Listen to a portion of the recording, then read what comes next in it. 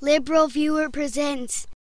So when the U.S. Supreme Court heard oral arguments last month on the constitutionality of the healthcare reform law that Congress passed in 2010, there were a lot of cable news pundits predicting the court would overturn the law based just on the questions from the 9 justices on the court, as you can see, for example, from Fox News pundit and lawyer Megyn Kelly, who once covered the Supreme Court but who now supposedly plays the role of a straight news anchor on Fox News, and who told her viewers that the questions the Supreme Court justices asked seemed to signal the way they would vote in this clip. In a nutshell, here's how it went. The 4 liberal justices signaled today that they would likely favor the government's argument that the healthcare overhaul is constitutional. The 4 conservative justices seemed to be telegraphing that they are against the law, the individual mandate, the constitutionality of it. And just a short time ago, the very justice who is likely the critical swing vote, signaling he may not be buying the government's argument either. And even when Fox News anchor Greg Jarrett, who's also a lawyer, reminded Megyn Kelly what they teach lawyers in law school, that it's wrong and risky to draw conclusions from the questions judges ask during oral argument, Megyn Kelly actually doubled down on her punditry, as you can see here. It is risky, but I have to tell you, I said this on the air yesterday, when I was there, every time I felt able to predict how they were going to vote, and I was never wrong. That's not because I had any great discerning abilities. But if you listen carefully, they do generally tip their hand if you know the case and you've read the briefs. Now, guessing the outcome based on the questioning of judges during oral argument is just guessing, and Fox News viewers should not be misled otherwise, but the dire predictions of lawyers on cable news programs based on the oral arguments were not limited to Fox News, with some of the most negative reports coming on CNN from lawyer and pundit Jeffrey Toobin, who reacted to the judge's questions like this. This was a train wreck for the Obama administration. This law looks like it's going to be struck down. I'm telling you, all of the predictions, including mine, that the justices would not have a problem with this law were wrong. Well, at least CNN pundit Jeffrey Toobin there wasn't pretending to be a straight news anchor, but predicting a train wreck for healthcare reform just from oral argument is a little bit much, though not nearly as far as satirical conservative pundit Stephen Colbert took his analysis, as you can see in this clip. Oh, train wreck is too kind. It was a train wreck that slammed into the Hindenburg, landed on the deck of the Titanic, and then sailed it to see John Carter. Now, the reason the CNN pundit, the Fox News pundit pretending to be a straight news anchor, and the comedian pretending to be a conservative pundit all made such dire predictions about the fate of the healthcare reform law in the Supreme Court is because a surprising number of the fallacious arguments that Tea Party Republicans had been making against the law were repeated back by the conservative justices during oral argument, including the infamous broccoli analogy, which responds to the argument I made in my last video on this topic that virtually everyone ends up being a consumer of healthcare, so the government isn't forcing you to buy healthcare, but only regulating how you buy your healthcare and who ends up paying for it. The broccoli analogy responds by asking if everyone's need for food means the government can force you to buy broccoli, which isn't a very good analogy, but that didn't stop the broccoli drinking game that MSNBC pundit Rachel Maddow described here. Dahlia Lithwick said on our air last night that she would be playing a broccoli drinking game at the Supreme Court today, where every time somebody said broccoli in these arguments, you'd have to drink. So we will have to see what sort of shape Dahlia is in after broccoli was brought up 8 times in the oral arguments, just as she warned us it would. Now, despite the prevalence of the broccoli argument at the Supreme Court, it's not a good analogy, and it's not even a good argument for limited government, as satirical conservative pundit Stephen Colbert pointed out in his own ironic way in this clip. I mean, if they can tell us to buy health insurance, that completely destroys the idea of limited government.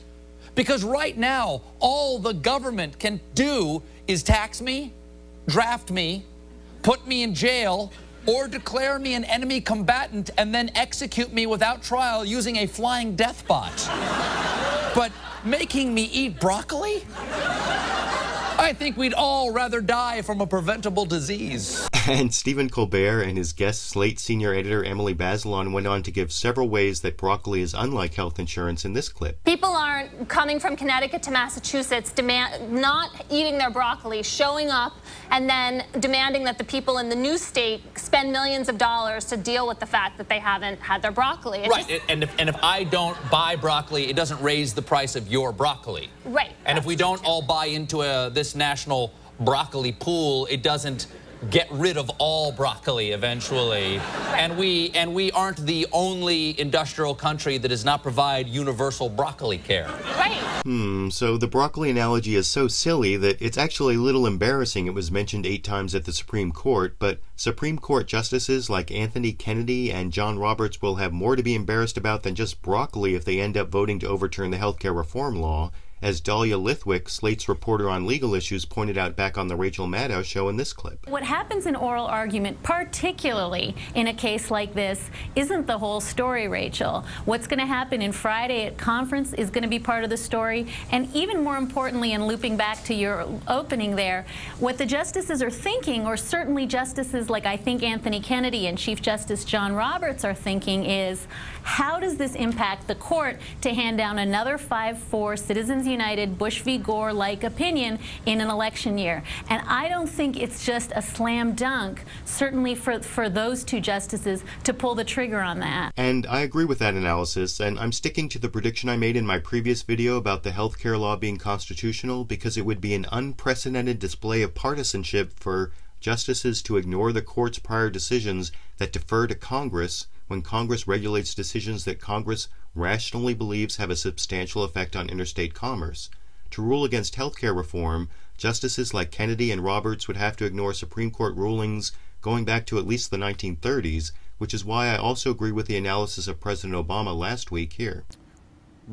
We have not seen a court overturn a law that was passed by Congress on a economic issue like health care that I think most people would clearly consider commerce. A law like that has not been overturned at least since Lochner, right? So we're going back to the 30s, pre-New Deal.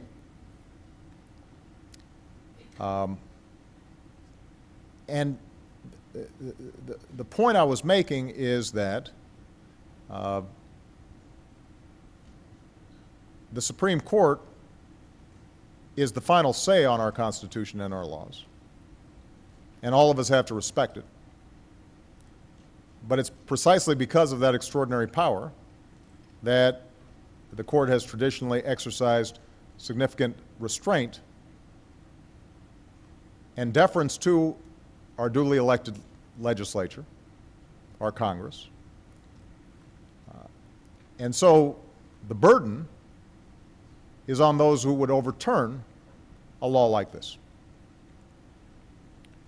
Now, as I said, I expect the Supreme Court actually to